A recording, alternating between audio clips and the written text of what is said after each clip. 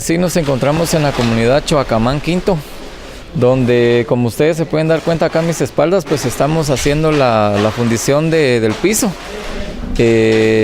alrededor de 210 metros cuadrados más o menos. Muy importante ver el trabajo de la municipalidad.